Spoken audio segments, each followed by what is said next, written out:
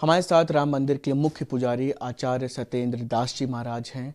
उनसे जानेंगे क्योंकि 22 जनवरी को वो तारीख है कि जिसका इंतजार तमाम राम भक्त, तमाम सनातन धर्म को मानने वाले लोग देश विदेश में वो सब इस दिन का इंतजार कर रहे हैं। हमारे साथ खुद इस वक्त मौजूद हैं राम मंदिर के जो मुख्य पुजारी हैं आचार्य सत्येंद्र दास जी महाराज जी। बहुत बड़ा दिन है, प्राण प्रतिष्ठा का कार्यक्रम होना है। कैसे इसको देखते हैं इस पूरे कार्यक्रम को, और कैसे क्या ये पूरी प्रक्रिया होती है? देखिए, जो नई मूर्ति बनती है तो नई मूर्ति बन गई है। पहला काम तो हो गया कि मूर्ति बन गई है। उस मूर्ति के भ्रमण पहले वो नगर भ्रमण कराया जाता है और उसके बाद सरयू में स्नान कराया जाता है और फिर जो जहाँ जिस स्थान पर प्राण प्रतिष्ठा की व्यवस्था होती है वहाँ पर उस मूर्ति को लाया जाता है। फिर उसके बाद उसमें क्या कहते हैं, जलाधिवास, औषधाधिवास, अन्नाधिवास माने जल में रखा जाना, औषध अन्न में रखा जाना, औषध में रखा जाना और पुष्पों में रखा जाना, फलों में रखा जाना, उसके बाद कपड़े में रखा जाना और दूध में रखा जाना। ये प्रक्रिया उसमें होती है। उस मूर्ति को उसी में डुबाया जाता है। ये होता है पहली प्रक्रिया। फिर उसके बाद हटा करके और स्नान कराने के बाद में तब उससे मंत्रों के द्वारा बड़े विधान से जितने भी हमारे ग्रह दशाएँ हैं, दिशाएं हैं, उत्तर पूरब पश्चिम सभी दिशाओं की पूजा होती है। पृथ्वी और आकाश की पूजा होती है। सभी देवताओं की पूजा होती है और उसी प्रकार से सभी देवताओं के साथ नवग्रह की विशेष पूजा होती है। क्योंकि ग्रह दशाएं जब अनुकूल होती हैं तभी जो कार्य होता शांतिपूर्वक शुभ काम संपन्न हो जाते हैं। तो ये सब कार्यकार होंगे। जैसे हमारे यहाँ ब्रह्मा मुरारी त्रिप्रांतकारी भानु शशि भून सुदो उदस्य गुरु से शुक्र शनिराव केतव सर्वे ग्रह शांति करा भवंतु। ये 9 ग्रहों की शांति कराई जाती है।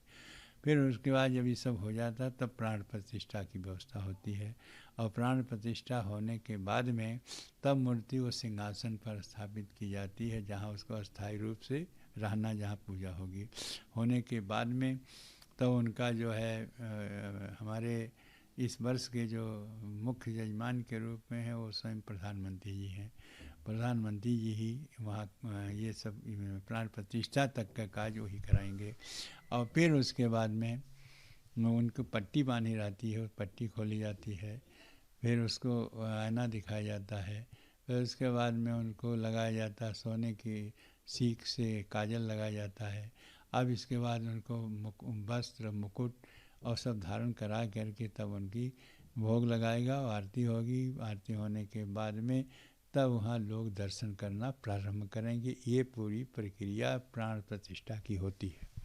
वेदों के अनुसार भी होती है? सारी काम वेद के अनुसार होता है। उसका उसका कर्मकांड है, वेद है। और इसमें पूजा की जो व्यवस्था होती वो 16 मंत्र हैं और वो 16 मंत्रों के माध्यम से सारे काम होते हैं।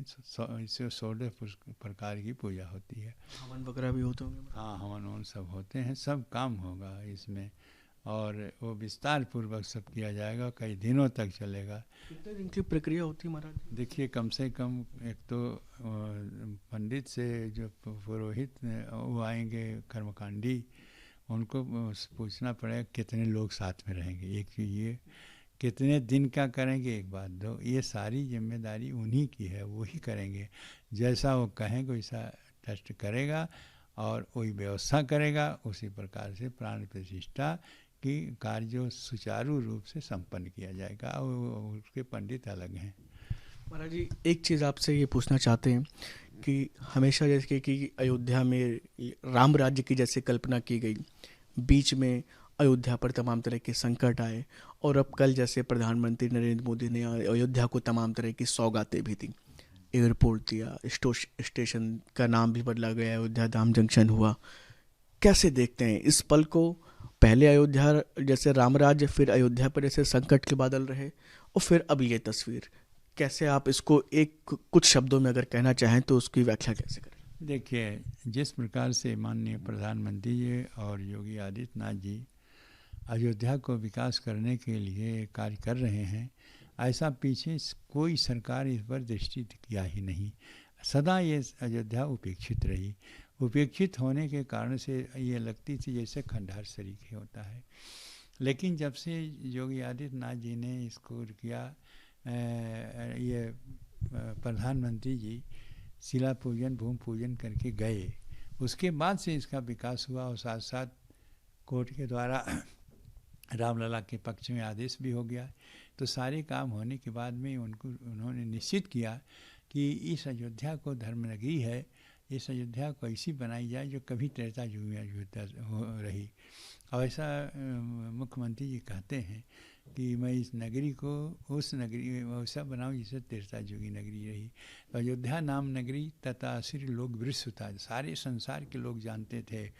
मनुना मानवेंद्रियापुरी निर्मता, स्वयं इस नगरी को मनु ने बनवाया था। इसने जो देन हमारी वर्तमान सरकार में और विशेषकर मोदी जी का, योगी जी का है, वो अवर्णनीय है। उसको जितनी प्रशंसा की जाए उतना कम है।